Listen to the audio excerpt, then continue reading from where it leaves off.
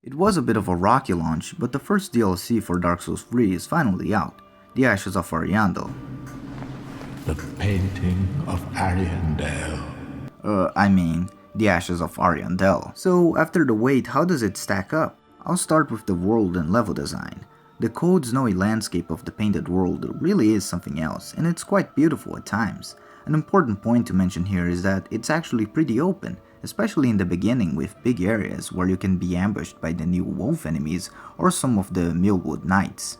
It feels even better than the base game at times too, just because of how interconnected everything is. There are a lot of paths you can take and they all twist and turn into each other with lots of little clever shortcuts to form a cohesive location you get down after playing for a little while. But, due to it being a DLC, it's also a little bit short in nature, and since it adds a nice amount of weapons, you'll be getting one rather often if you take your time to explore.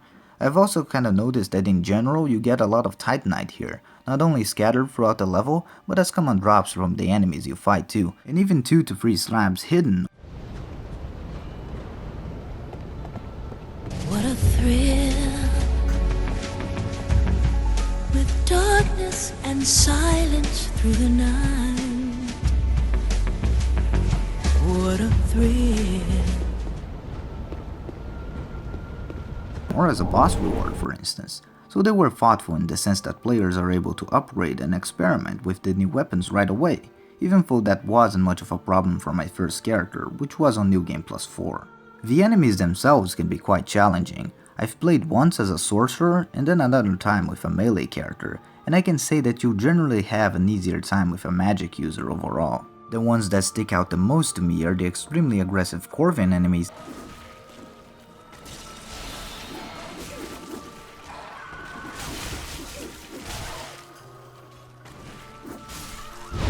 and the archer guys, which can be placed in some of the most dickish spots to ruin your day. Their arrows also blow up with an AoE effect, so you definitely have to watch out for that.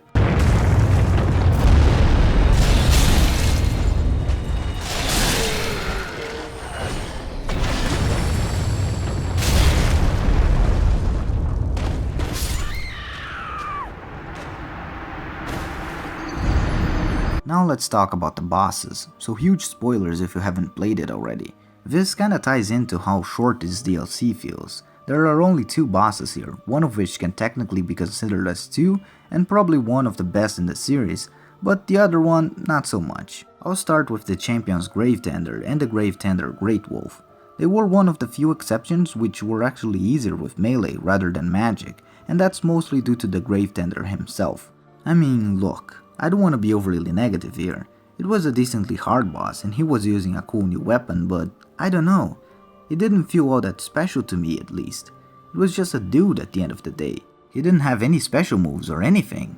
And then there's the Great Wolf, which you actually fight 2 other times prior to the actual boss encounter because he just shows up pursuer style to try and gank you with the other wolf enemies.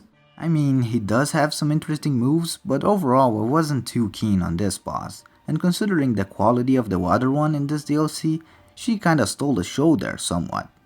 And that was Sister Freide.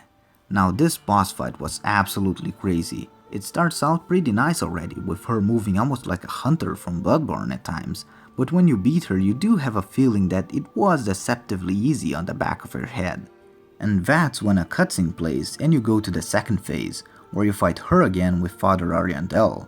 Now this phase also looks really cool, but to be completely honest, it was also one of the easiest of the bunch. Freide is less aggressive here and Ariandel is quite slow, so you shouldn't have too many problems dispatching them. But that's when they really surprise you. You thought you were done, but it turns out there's a third phase to this boss. Kinda reminds me of TS2, where you can possibly fight 3 bosses in a row in the Throne of Want. But yeah, Freide is all like,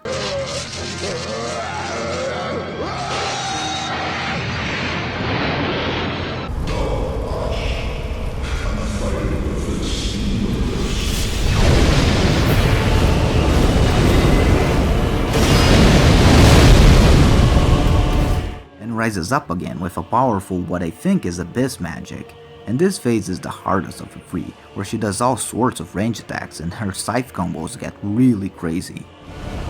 Lead us, Ashen One. Thou art the Lord of yonder, and have thy ways. She also has this beheading attack, which was almost a one-hit KO on my sorcerer even while embered.